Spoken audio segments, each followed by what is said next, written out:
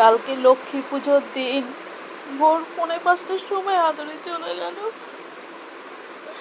আদুরির তো কোনো যাওয়ার কথা না, আদুরির কোনো শরীরও খারাপ না, শুধু শনিবার দিন দুপুরবেলা খেয়ে একটু বমি করলো আর রাতে খায়নি।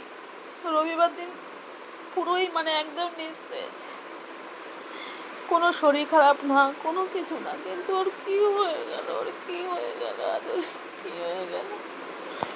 ডাক্তারের কাছে নিয়ে যাওয়া হলো, ও খাচ্ছে না কেন, বললো যে ওকে স্যালাইন দিলেই ও ঠিক হয়ে যাবে। তো স্যালাইন যে দেবে তাকে ফোন করা হলো, সে কালকে সকাল 10টা আসারও কথা, কিন্তু একদিনের মধ্যে আমার কি হয়ে গেল। এই 3টা মাস, ও তো বেশি বড়ও না, 3 মাস ওর বয়স ছিল। এই 3 মাসে ওকে নিয়েই আমার সময় কেটে গেছে, আদুরিকে নিয়েই আমার সময় কেটে গেছে, ওকে নিয়েই আমি ব্যস্ত ছিলাম। মেয়েকে হারিয়েছি, নভেম্বরের 20 তারিখ আসলে হবে 2 বছর। মেয়ের শোকেই সারাক্ষণ কান্নাকাটি করতাম, সারাক্ষণ মন খারাপ করে বসে থাকতাম মেয়ের কথা ভেবে ভেবেই। কিন্তু এই 3টা মাস আদুরিকে নিয়ে আমি কিভাবে কাটিয়েছি, ওকে শুধু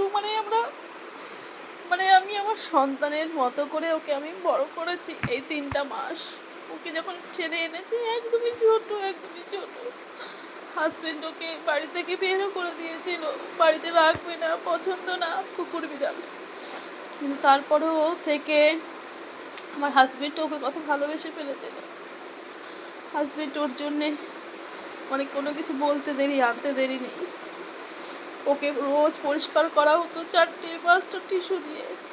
ওর কৌটো ভর্তি ক্যাট ফুড, ওর জন্যে 5 রকমের ওষুধ আনা হলো। সেদিন পড়ে ব্যথা পেল, তারপরে আবার খাচ্ছে না কেন, তার জন্য ওষুধ আনা হলো। ওর জন্যে ভ্যাকসিন দেবো, যে 3 মাস হয়ে গেছে বয়স, ওকে ভ্যাকসিন দেবো। ওর জন্য লিভারের ওষুধ, কৃমির ওষুধ আনা হলো। আমার সুস্থ বাচ্চাটা কি করে এমন হয়ে গেল? সুস্থ বাচ্চাটা যদি হতো যে ও খেতে পাচ্ছে না, দৌড়াদৌড়ি করতে পারছে না, ছোটাছুটি করতে পারছে না, তাও মানতাম যে অসুস্থ। সুস্থ বাচ্চাটা কিভাবে চলে গেল।